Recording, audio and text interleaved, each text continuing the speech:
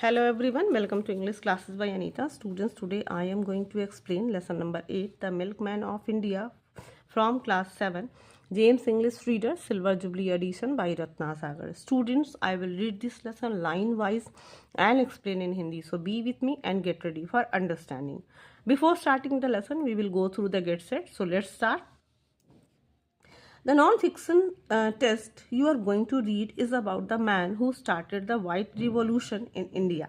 तो जो ये नॉन फिक्शन टेक्स्ट पढ़ने जा रहे हो, स्टोरी पढ़ने जा रहे हो, are going to read about the man, यानी कि वो एक ऐसे व्यक्ति के बारे में है जिसने श्वेत क्रांति भारत में लाई, यानी कि शुरू किया. India has grown by leaps and bounds in the last 7 decades. और जो भारत है, लीप्स एंड बाउंड्स यानी कि ये एक फ्रेज है जिस मतलब कि बहुत तेज़ी से इसका विकास हुआ पिछले 70 सालों में या पिछले 7 दशकों में.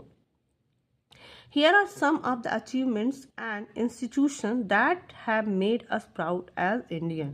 तो यहाँ पे कुछ ऐसे अचीवमेंट, उपलब्धियाँ हैं, कुछ संस्थाएं हैं जिन्होंने हमें एक भारतीय होने का गर्व कराया, भारतीय होने पर गर्व कराया. Take the correct option. आपको कुछ यहाँ पे ऑप्शंस दिए हुए हैं, उसको टेक करना है जो सही आंसर है, और मैं आपको बताऊंगी, बाकी आप करके मुझे कमेंट सेक्शन में इन्फॉर्म करेंगे. In 1970, the White Revolution or Operation Flood started in India, making the country one of the world's largest producer of. तो ये आपका जो आंसर है वो मिल्क है. बाकी का जो भी आपके पास है आप इसे सॉल्व करिएगा और मुझे कमेंट सेक्शन में ज़रूर बताइएगा इसका आंसर. तो चलिए लेसन को स्टार्ट करते हैं. We offer our tribute to doctor Verghese Kurien. तो हम अपना जो श्रद्धांजलि है उनको समर्पित करते हैं जो डॉक्टर वर्गीस कुरियन, मतलब डॉक्टर वर्गीस कुरियन को हम अपनी श्रद्धांजलि समर्पित करते हैं. The legend who taught a self belief and determination. मतलब वो महान व्यक्ति जिन्होंने हमें अपने ऊपर विश्वास करना सिखाया और किसी भी चीज़ में दृढ़ होना सिखाया. Doctor Verghese Kurien was a patriot who transform the country. तो जो डॉक्टर वर्गीस कुरियन हैं वो एक ऐसे देशभक्त थे जिन्होंने अपने देश को ट्रांसफॉर्म यानी कि बदला. He is called the father of the white revolution. और उन्हें वाइट रिवोल्यूशन यानी कि श्वेत क्रांति का पिता भी माना जाता है, जनक भी माना जाता है. Let us read about how he brought about a change in the lifes of Indian. और चलिए अब हम इस स्टोरी को पढ़ते हैं कि किस तरीके से उन्होंने भारतीयों की जिंदगियों में किस तरीके से उन्होंने बदलाव किया या परिवर्तन लाया.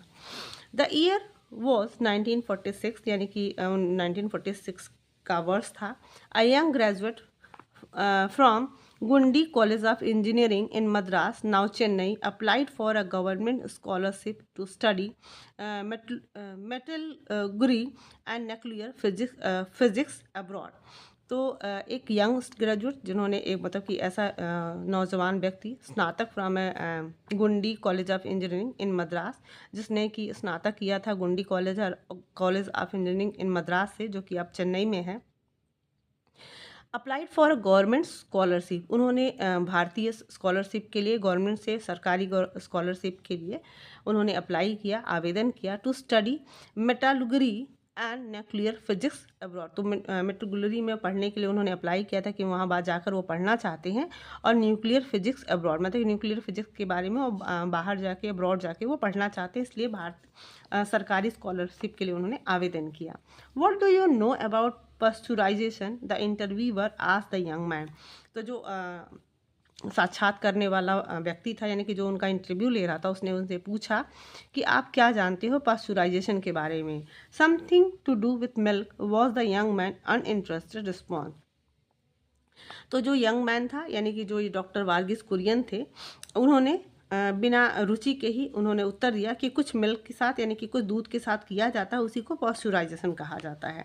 Yes you are right and you have been selected for a scholarship to study dairy engineering, said the interviewer. तो इस बात पे जो इंटरव्यूअर था, यानी कि जो साक्षात्कार लेने वाला था, उसने कहा कि हाँ आप सही कह रहे हो और आपको स्कॉलरशिप के लिए सेलेक्ट कर दिया गया है, यानी कि नियुक्त कर दिया गया, चुन लिया गया है, और आपको डेयरी इंजीनियरिंग में पढ़ने के लिए बाहर भेजा जाएगा. The young man was doctor Verghese Kurien. और ये यंग मैन कोई और नहीं था, जो हमारे डॉक्टर वर्गीस है वो खुद ये थे, यानी कि उन्हीं के बारे में बात बढ़ रहे थे. He was initially disappointed because he had no interest in dairy engineering. तो शुरुआत में तो उन्हें बहुत निराशा हुई क्योंकि उनको डेयरी इंजीनियरिंग में कोई भी रुचि नहीं थी। नेवरथलेस, उसके बावजूद he left for the United States in 1946, और इसलिए मतलब कि इसके बावजूद वो यूनाइटेड स्टेट के लिए 1946 में वो चले गए पढ़ाई के लिए at the Michigan state university, जो कि मिशिगन स्टेट यूनिवर्सिटी था, वहाँ पे वो पढ़ाई के लिए चले गए। At the university he was happy that he got mechanical engineering as the main subject with dairy engineering as a minor subject. तो एट द यूनिवर्सिटी मतलब वहाँ यूनिवर्सिटी पहुँच के, विश्वविद्यालय पहुँच के वो खुश हुए थे क्योंकि उनको मैकेनिकल इंजीनियरिंग एक मेन सब्जेक्ट के रूप में मिल गया था और डेयरी इंजीनियरिंग उनका माइनर सब्जेक्ट था, यानी कि जो मेन सब्जेक्ट उनको डेयरी इंजीनियरिंग में कोई इंटरेस्ट नहीं था, और वहाँ जाकर जब उन्हें मेन सब्जेक्ट मैकेनिकल इंजीनियरिंग मिला तो वो खुश हुए और माइनर सब्जेक्ट के रूप में उन्हें डेयरी इंजीनियरिंग मिला। After studying in the US, और यूएस में पढ़ाई करने के बाद doctor Kurien came back to India in 1948। तो जो कुरियन थे वो भारत 1948 में फिर से वापस आ गए। He was asked to join as the dairy engineer in the government research creamery at Anand. तो उन्हें ये कहा गया डेयरी इंजीनियर के रूप में गवर्नमेंट रिसर्च क्रीमरी में उन्हें ही वॉज आस्क्ड टू, मतलब उनसे ज्वाइन करने के लिए कहा गया। कहाँ पर? डेयरी इंजीनियरिंग में एज अ डेयरी इंजीनियर, मतलब कि उन्हें ये कहा गया कि उन्हें डेयरी इंजीनियर के रूप में गवर्नमेंट रिसर्च क्रीमरी में, जहाँ जो आनंद में था, वहाँ उन्हें ज्वाइन करना होगा। A village in the Kaira district of Gujarat, जो कि गुजरात के कायरा डिस्ट्रिक्ट में स्थित है। In return for the scholarship paid by the government, और इसलिए उन्हें ये बात कही गई क्योंकि उनको स्कॉलरशिप के बदले सरकार को ये सेवा देनी थी। ऑन 13 मई 1949, यानी कि 13 मई 1949 को doctor Kurien landed in Anand. तो जो कुरियन है वो आनंद पहुँचे, यानी कि वो ज्वाइन करने वहाँ पहुँचे। However he could not find suitable accommodation there and had to settle for the garage of the dairy. तो हालांकि उन्हें जो ही कुड नॉट फाइंड, मतलब कि उन्हें एक अपना रहने का कोई अच्छा सा स्थान नहीं मिल पाया, and there he had to settle, और उन्होंने मतलब उनको अपने आप को डेयरी के एक गैराज में अपना घर बनाना पड़ा, यानी कि रहने का स्थान बनाना पड़ा। It was a small dilapidated room and doctor Kurien repair it on his own. तो जो ये छोटा सा कमरा था बहुत ही जर्जर स्थिति में था, एंड उस कुरियन ने उसको खुद से उसको रिपेयर किया, यानी कि वो जो कमरा उन्हें, यानी कि जो डेयरी का गैराज था जहाँ उनको रहने के लिए दिया गया था घर, वो बहुत ही जर्जर था और डॉक्टर कुरियन ने खुद उसको रिपेयर किया, उसकी मरम्मत की। He made Windows in the walls and a bathroom with iron seat, और उन्होंने उस दीवार में उन्होंने कुछ खिड़कियाँ बनाई और आयरन सीट से अपने लिए बाथरूम बनाया। In Anand doctor Kurien found that some sly people were fooling the farmers. तो इन आनंद, जब वो आनंद पहुंचे और उन्होंने ज्वाइन कर लिया, तो डॉक्टर कुरियन को ये पता लगा कि कुछ स्लाई पीपल, यानी कि जो चालाक लोग हैं या फिर बदमाश लोग हैं या बिचौलिए जिसको कहा जाए, वर फूलिंग द फार्मर, वो जो किसान है यानी कि जो वहाँ पे काम करते हैं उनको वो मूर्ख बना रहे थे। They were selling products at higher prices and paying the farmers less for their produce.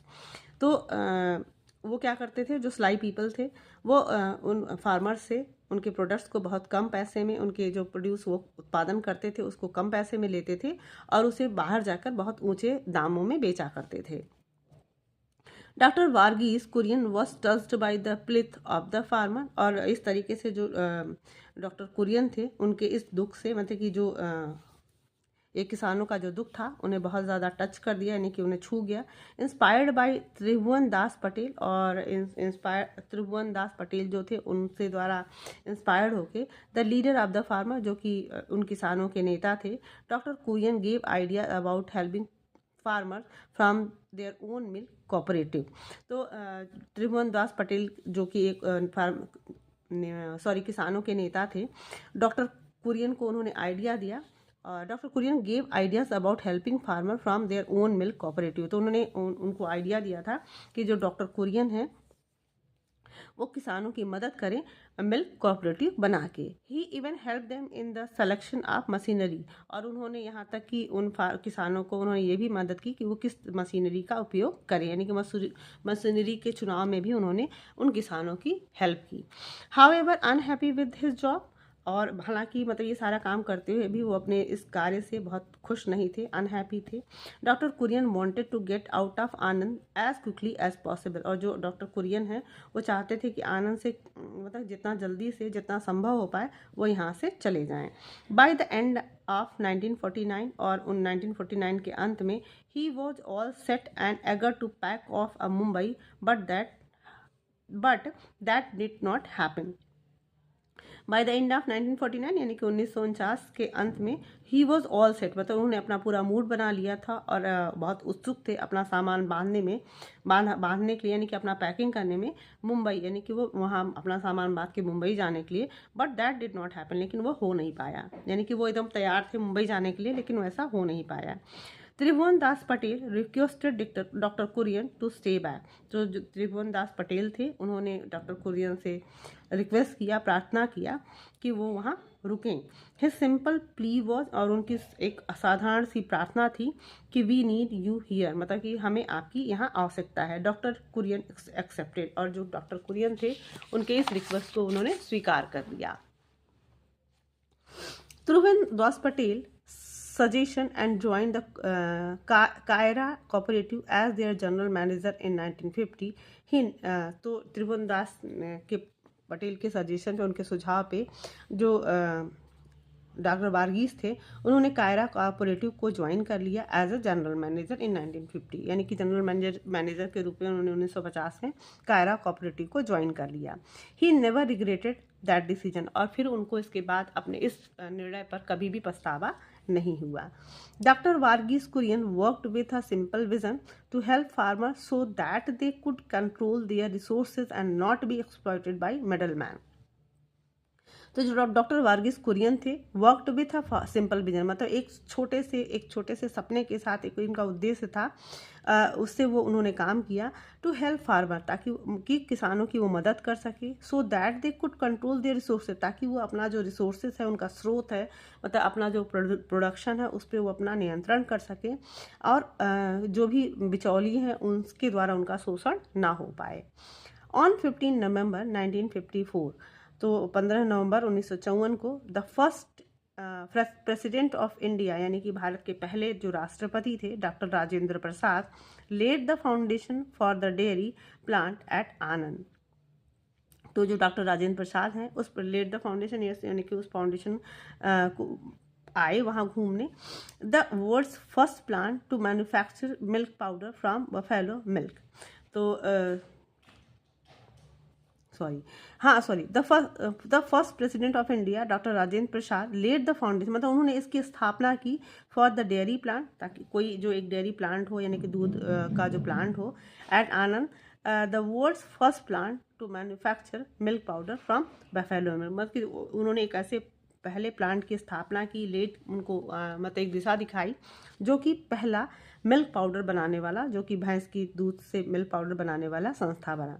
Pandit Jawaharlal Nehru inaugurated this plant in October 1955, और पंडित जवाहरलाल नेहरू ने इस 1955 अक्टूबर 1955 में इस संस्था का उद्घाटन किया।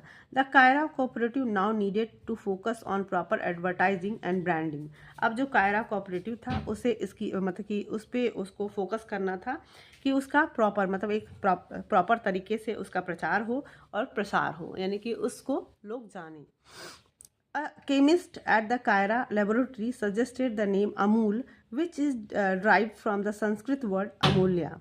तो जो एक केमिस्ट, यानी कि एक दवा बनाने वाला, मतलब कि जो केमिस्ट था कायरा लेबोरेटरी का, उसने सुझाव दिया कि इसका नाम अमूल रखा जाए, जो कि संस्कृत शब्द से लिया गया था और जिसका मतलब था अमूल्य, मीनिंग प्राइसलेस, जिसका मतलब होता है कि जिसकी कोई कीमत ना हो, मतलब कि जो अमूल्य हो, जिसकी कोई कीमत चुका ना सके। It also stood as an acronym for Anand Milk Union Limited, and the name Amul was formally registered in 1957, और इस प्रकार से इट ऑल्सो स्टूड, और ये जो अमूल्य था या अमूल था, ये एक संक्षिप्त वर्ड था, यानी कि शॉर्ट फॉर्म था आनंद मिल्क यूनियन लिमिटेड, यानी कि AMUL, यानी कि इस आनंद मिल्क यूनियन लिमिटेड का एक शॉर्ट फॉर्म भी था जिसका नाम अमूल रखा गया, और अंत में फॉर्मली मतलब कि इसको अंततः 1957 में अमूल के नाम से रजिस्टर कर लिया गया। Amul grew from strength to strength, और इस प्रकार से जो अमूल था अपनी ताकत के साथ, मतलब बढ़ती हुई ताकत के साथ ये और भी बढ़ता रहा। Thank to the inspired leadership of Tribhuvan Das Patel, और जो त्रिभुवन दास थे उनकी इस इंस्पिरेशन से इंस्पायर्ड, मतलब उनसे इंस्पायर्ड होके उनकी जो नेतृत्व था उनको धन्यवाद देना होगा। द फाउंडर चेयरमैन, जो कि इस अमूल के फाउंडर चेयरमैन थे, and the committed professionalism of doctor Verghese Kurien, और जो कमिटेड मतलब कि जो प्रोफेशनलिज्म यानी कि जो उनका डॉक्टर वर्गीस कुरियन का प्रोफेशनलिज्म था, वो उनकी जो समर्पण था इस अमूल को स्ट्रेंथ बाय स्ट्रेंथ बढ़ाता रहा, यानी कि इसको और ताकत देता रहा और शक्ति के साथ ये बढ़ता रहा। The Amul pattern established itself as an ideal model for rural development, and it played an essential role in the lives of women farmers, making them economically independent. तो जो अमूल पैटर्न था, यानी कि अमूल का जो काम करने का तरीका था, स्टैब्लिश इटसेल्फ एन आइडिया, मतलब कि इसने एक ऐसा रोल मॉडल या एक ऐसा विचार स्थापित किया जिससे रूरल डेवलपमेंट, यानी कि जो देहात का विकास था, यानी कि जो रूरल एरिया में लोग रहने वाले थे, उसके विकास में इसने बहुत ही इसेंशियल रोल यानी कि महत्वपूर्ण भूमिका निभाई। And in the lifes of women farmer, और किसानों जो महिला किसान थी उनके जीवन में भी इसने बहुत ही महत्वपूर्ण रोल निभाया। मेकिंग देम इकोनॉमिकली इंडिपेंडेंट, और उन्हें आर्थिक रूप से आत्मनिर्भर बनाया। In 1964 when the then prime minister Lal Bahadur Shastri visited Amul in Anand, तो इन 1964 जब वहाँ मतलब उस समय के प्रधानमंत्री जो लाल बहादुर शास्त्री थे, जब वो आनंद में अमूल यानी कि उस कोऑपरेटिव में विजिट करने आए, he was impressed by the way Amul was sourcing milk from farmers and helping them improve their economic condition. तो वो बहुत ज़्यादा प्रभावित हुए, इम्प्रेस हुए अमूल के उस तरीके से, काम करने के तरीके से, कि किस तरीके से वो किसानों से दूध लेता है और कैसे उनके जो आर्थिक दशा है उनके उसमें सुधार करने की कोशिश करता है, मतलब किस तरीके से उनके इकोनॉमिक कंडीशन को सुधार करता है, हेल्प करता है। Lal Bahadur Shastri asked doctor Kurien to replicate the Amul model across the country, और लाल बहादुर शास्त्री ने डॉक्टर कुरियन से कहा कि इस तरीके के और भी दूसरे अमूल इंस्टीट्यूशन इंडिया मतलब कि भारत के और दूसरे हिस्से में भी बनाए जाएं या स्थापित किए जाएं। So prime minister Shastri establish the national dairy development board, तो इस तरीके से जो प्राइम मिनिस्टर ने जो उस समय के प्राइम मिनिस्टर थे यानी कि शास्त्री जी ने एक संस्था का इस्टेब्लिश किया, स्थापित किया, जिसका नाम नेशनल डेयरी डेवलपमेंट बोर्ड था इन आनंद इन 1965, यानी कि 1965 में आनंद में उन्होंने एक नेशनल डेयरी डेवलपमेंट बोर्ड का स्थापना की। Doctor Kurien was appointed chairman, और डॉक्टर कुरियन को इस बोर्ड का चेयरमैन बनाया गया। The NDDB team estimated that the government would need to give around 650 crore rupees for this initiative. तो जो NDDB टीम थी उन्होंने ये अनुमान लगाया कि सरकार को उन्हें 650 करोड़ रुपए देने होंगे इसकी शुरुआत करने के लिए। The state authorities immediately rejected the plan, और इस तरीके से मतलब जैसे ही उन्होंने 650 करोड़ रुपए का देखा कि मतलब वहाँ डिमांड है, तो तुरंत ही मतलब कि इमीडिएटली उन्होंने इस मतलब उस समय जो स्टेट अथॉरिटी थी उसने तुरंत ही इसको रिजेक्ट कर दिया, इनके उनके प्लान को रिजेक्ट कर दिया। Even though the Amul brand was registered, लेकिन फिर भी जो अमूल ब्रांड था वो रजिस्टर हो चुका था। Doctor Verghese Kurien now wanted to be sure that there was an advertising agency to promote the brand. अब जो डॉक्टर वर्गीस कुरियन थे वो चाहते थे और ये निश्चित करना चाहते थे कि वहाँ पे कोई ना कोई एक ऐसी एजेंसी हो जो उसके ब्रांड को यानी कि अमूल ब्रांड को प्रमोट करे, यानी कि उसका प्रचार प्रसार करे और उसको आगे बढ़ाए। इन 1966 Sylvester डाचुंज of Advertising and Sales Promotion ASP was entrusted with the task of creating an advertisement. तो इन 1966 में यानी कि 1966 में सिल्वेस्टर डाफ चुंच ऑफ एडवर्टाइजिंग मतलब कि जो इस एडवर्टाइजिंग कंपनी थी एंड सेल्स प्रमोशन यानी कि ASP advertising and sales promotion यानी कि वॉज इंटरेस्टेड मतलब कि एक ऐसी संस्था थी जो कि वो इस एडवर्टाइजिंग में यानी कि प्रचार प्रसार में उन्होंने अपना इंटरेस्ट दिखाया और with the task of creating advertisement और उन्होंने ये टास्क लिया काम लिया ताकि इस कंपनी के लिए वो एडवर्टाइज बनाएंगे यानी कि एक विज्ञापन बनाएंगे. He and his wife came up with the tagline utterly butterly delicious Amul. और वो और उनकी पत्नी एक टैग लाइन के साथ आई यानी कि एक टैग लाइन जो होता है कि मतलब कि हम अक्सर हर बात में उस टैग लाइन को बोलें तो उन्होंने एक टैग लाइन के साथ आए जिसका मतलब वो टैग लाइन थी अटरली बटरली डिलीशियस अमूल जो कि आपने अक्सर अमूल के प्रचार में देखा होगा. Even though the word butterly seemed ungrammatical हालांकि जो बटरली था वो ग्रामेटिकल तरीके से वो वर्ड सही नहीं था. It work for the brand लेकिन इसने ब्रांड के लिए बहुत अच्छा काम किया यानी कि बटरली बहुत ज़्यादा जो वर्ड था बहुत फेमस हुआ. The country saw the birth of a campaign that continues to charm all.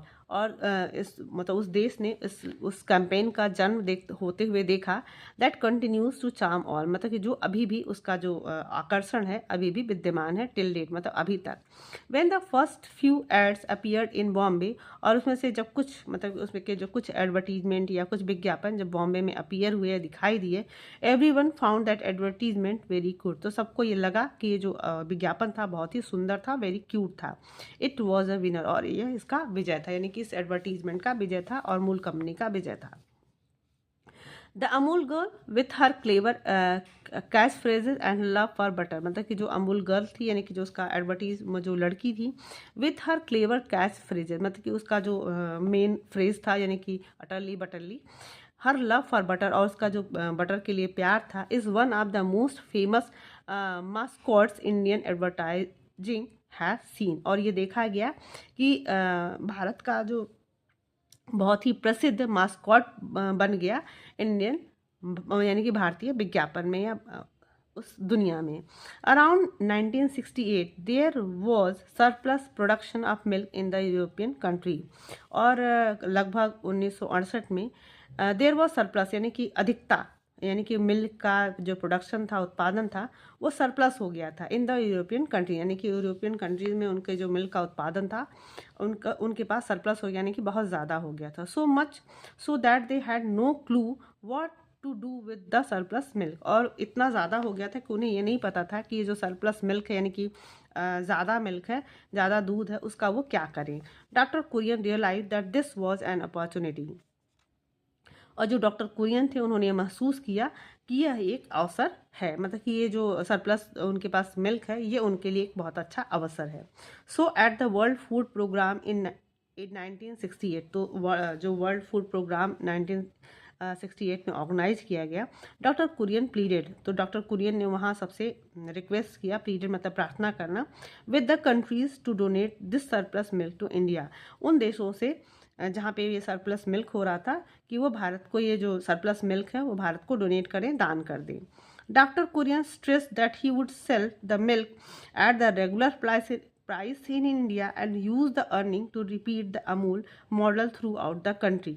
और डॉक्टर कुरियन ने लोगों को ये बात समझाई कि वो इस दूध का यानी कि जो सरप्लस मिल्क जो अन्य देश उनको डोनेट करेंगे उसको वो रेगुलर यानी कि सामान्य दाम पे ही भारत में उसको बेचेंगे और जो उससे कमाई होगी अर्निंग होगी उसको जो अमूल मॉडल है यानी कि अमूल मॉडल को पूरे देश में उसी मॉडल की कंपनी की स्थापना करेंगे यानी कि उसको बढ़ाएंगे.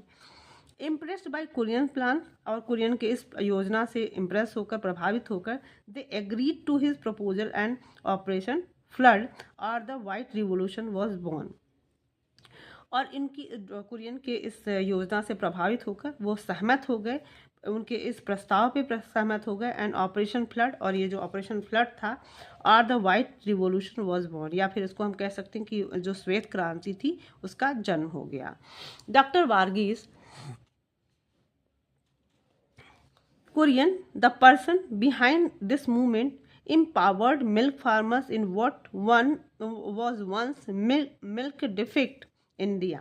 तो डॉक्टर वारिस कुरियन ने उन व्यक्तियों को, इस जो क्रांति के पीछे थे उन व्यक्तियों को एम्पावर्ड किया, शक्तिशाली बनाया, जो कि मिल्क फार्मर थे यानी कि दूध के किसान थे, यानी कि दूध पैदा करने वाले किसान थे। In what was once milk deficit, जो कि एक मतलब उन्हें दूध से संपन्न बनाया, उन्हें शक्तिशाली बनाया, जो कि एक समय में जो दूध की कमी से भारत में वो झेल रहे थे, यानी कि दूध की कमी को वो झेल रहे थे।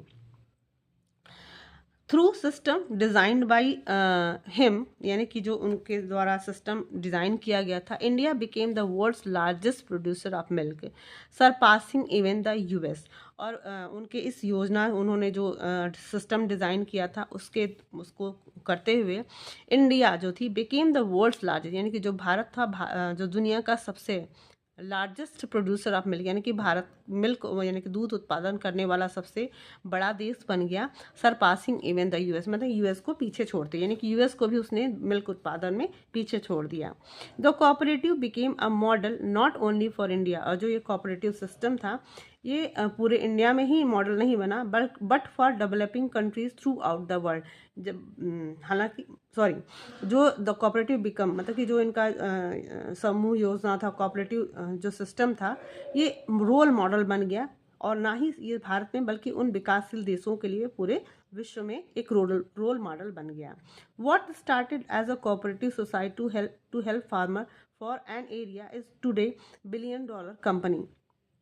व्हाट स्टार्टेड, और वो जो कंपनी जो कि कोऑपरेटिव सोसाइटी को एक help farmer of an area, मतलब एक ऐसे एरिया, एक ऐसे जगह के लिए, एक पर्टिकुलर ऐसे एरिया में जहाँ किसानों की मदद के लिए कोऑपरेटिव सोसाइटी बनाई गई थी और इसको शुरू किया गया था, इस टुडे, और आज वो $1 बिलियन कंपनी बनकर तैयार हो गई। मतलब कि वो एक ऐसी संस्था जिसको कि एक छोटे से एरिया में किसानों की मदद करने के लिए कोऑपरेटिव सोसाइटी की स्थापना की गई थी, आज वो बढ़कर $1 बिलियन कंपनी बन गई है।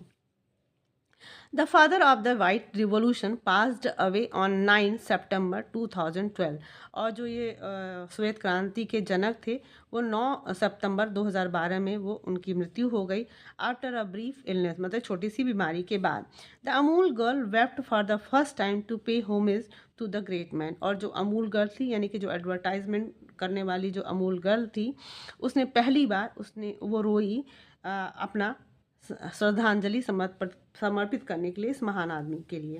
डॉक्टर कुरियन डिटर्मिनेशन ऑफ, और डॉक्टर कुरियन का जो डिटर्मिनेशन था यानी कि दृढ़ प्रतिज्ञा थी, यानी कि उनका दृढ़ निश्चय था, turning the impossible into possible, won him many award such as the Ramon Magsaysay award for community leadership. तो turning the impossible into possible, यानी कि असंभव को संभव में बदलते हुए, ओन हिम मेनी अवार्ड्स, और मतलब कि उन्होंने बहुत सारी असंभव चीज़ों को संभव कर दिया, और इस वजह से उन्होंने बहुत सारे अवार्ड्स उनको मिले, यानी कि उन्होंने बहुत सारे अवार्ड्स भी जीते, such as the Ramon Magsaysay award, और उनको रोमन मैक्सिस अवार्ड मिला फॉर कम्युनिटी लीडरशिप, यानी कि कम्युनिटी नेतृत्व के लिए उन्हें 1963 में रोमन मैक्सिस अवार्ड दिया गया, द पद्मश्री 1965 में, द पद्म भूषण 1966 में, the world food prize award 1989 में, the international person of the year award उनको मिला 1993 में, and the Padma Vibhushan in 1999। यानी कि इतने सारे अवार्ड्स उन्होंने अपने इन काम के लिए उन्हें दिए गए। However, the best award that the people of the country gave him was the title, यानी हालांकि उनका जो सबसे बेस्ट अवार्ड था, यानी कि सबसे अच्छा अगर उनको अवार्ड कहा जाए या उनको इनाम कहा जाए, प्राइज़ कहा जाए, वो लोगों द्वारा the people of the country, यानी कि जो देश के लोगों ने उन्हें एक नाम दिया, एक टाइटल दिया, मिल्क मैन ऑफ इंडिया, यानी कि एक ऐसा टाइटल जो कि उनको इतिहास रच गया। यानी कि इन सारे अवार्ड से भी ज़्यादा महत्वपूर्ण अवार्ड हुआ जो कि देश के लोगों ने उन्हें एक टाइटल दिया, और वो टाइटल था milk man of India. Inspired by doctor Kurien and operation flood, noted film maker Shyam Benegal made the film Manthan, और इससे इंस्पायर होते हुए प्रभावित हुए जो डॉक्टर कुरियन के ऑपरेशन थे, यानी कि डॉक्टर कुरियन ने जो ऑपरेशन फ्लड किया, यानी कि जो श्वेत क्रांति की, और उन्होंने इस ऑपरेशन फ्लड के लिए जो काम किया, उन्होंने नोटेड फिल्म मेकर श्याम जो बेनेगल थे, उन्होंने इस ऑपरेशन को नोट किया, यानी कि नोटिस किया, और उन्होंने इसके ऊपर एक फिल्म बनाई जिसका नाम था मंथन, the churning of the milk ocean, यानी कि इसका the churning of milk ocean के लिए उन्होंने 1976 में एक फिल्म बनाई। Benegal made the film with the contribution of ₹2 each from over 500,000 farmers who were involved in Operation Flood. अब कितनी मतलब बड़ी बात है कि कहते हैं ना बूंद बूंद से सागर बढ़ता है। तो जो बेनेगल थे उन्होंने जो अपनी फिल्म बनाई थी वो उन लोगों की योगदान से ₹2, सिर्फ मात्र ₹2 के योगदान से, जो कि इस मतलब कि 500,000 किसान जो थे जो कि इस पूरे ऑपरेशन फ्लड में इन्वॉल्व थे, उन्होंने ₹2 का योगदान किया और उस योगदान से ये जो मंथन फिल्म बनी थी उससे ये फिल्म का प्रोडक्शन हुआ। The film was a big success और ये जो फिल्म बनी ये बहुत सफल हुई। Later the United Nation Development Programme, और बाद में यूनाइटेड नेशन डेवलपमेंट प्रोग्राम ने use the film to start similar cooperative in South America, और उन्होंने इस फिल्म को एक मॉडल के रूप में फिल्म लेने के लिए, मतलब कि इसी तरीके का कोऑपरेटिव स्टार्ट करने के लिए साउथ अमेरिका में इस फिल्म का यूज़ किया। यानी कि इसका जो मॉडल उस फिल्म में दिखाया गया था उसको यूज़ करने के लिए, उस मॉडल को वहाँ स्थापित करने के लिए इस फिल्म को यूज़ किया गया।